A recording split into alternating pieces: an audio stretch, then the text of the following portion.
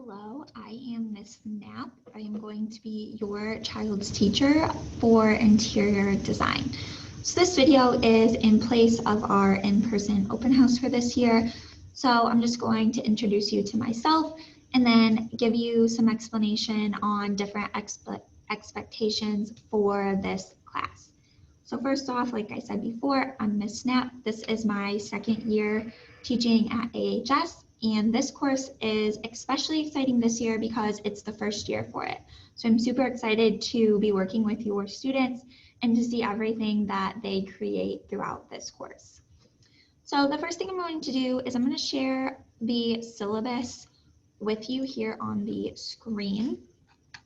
And then the next thing I'm going to share with you is the course outline, which will kind of just go into a little more detail about what actual topics we are going to cover this year in interior design.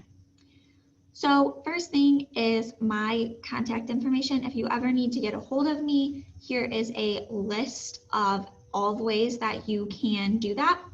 You will be getting a physical copy of this document sent home to you as well on your child's first day of school. So you will have these resources, or you can always come back to this video.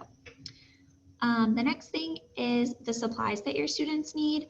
The most important thing for this school year that they have with them is going to be making sure they have their Chromebook or their laptop with them and that it's charged and ready to go. For classroom technology that I will be implementing, as always, PowerSchool. That's where you and your child will be able to keep track of grades and attendance. If you don't know how to do that, please let me know and I can send you some information. Next thing is Google Classroom. Students are going to regularly have assignments on Google Classroom. So it's really important that they know how to use this. I will go over that with them. And I will be sending home an information sheet as well that you can take a look at so that you're aware of kind of how Google Classroom works as well. These last three things are just extra forms of communication where I will be posting updates. These are totally optional, but if your student needs a little extra help or likes to stay really organized, these are three ways that they can do that on top of the Google Classroom updates that they will be receiving. If your student is absent for any reason, they are responsible for seeking their absent work from me. If it's something they know they're going to be absent for, they are more than welcome to talk to me ahead of time and I can get them their work before they're even gone.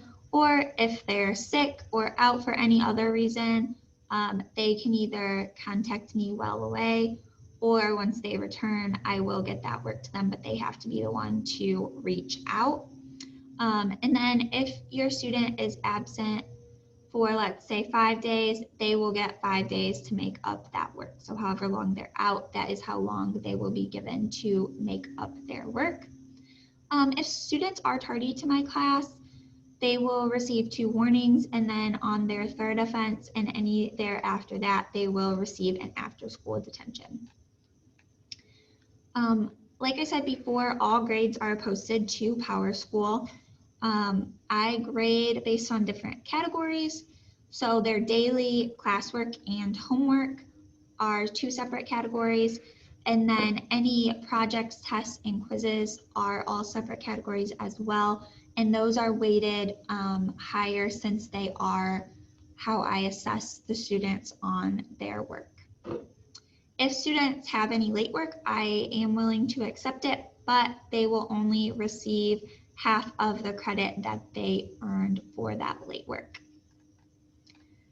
And the last part of the syllabus are just some general expectations that I have for my classroom. The first thing is that phones and any other electronics other than the device that they're using in class need to be put away in their backpacks. They should not see those at all unless for some reason I give them permission to use it for an assignment. And then something that kind of goes along with that is recordings and images. They should not be recording any other students or myself or taking photos of any other students or myself while in the classroom. If they do, then there will be negative consequences that will follow, just as there will be if their phone is out at all when it's not supposed to be. Students, like I said before, are expected to bring any materials that they need to class. They need to have them and be prepared and ready to go each and every day. If they need to use the restroom, I will give them a disposable pass that they can exit class, go to the restroom, and then return. We do not permit food in our classrooms, but students are more than welcome to bring a clear water bottle that they can refill with water throughout the day. And the last part of the video is just the course outline. So I've broken this course down into 4 units. The first unit that we're going to focus on is just general design. What is it? What goes into it? So these are the topics here that we will be covering in the design unit. Next one is living environment. And these are the topics that go along with that. And then the third is careers. There are so many different fields that interior design is implemented into that students may not even realize. I have a whole line of guest speakers lined up to virtually meet with our students and talk about so many of the different areas of career choices that interior design can go into. So I'm super excited for that. And the last part is the finances and the consumerism part of interior design. I am so excited to get to work with your students and I can't wait to meet them. Please reach out to me if you have any questions or concern and I will be happy to talk to you.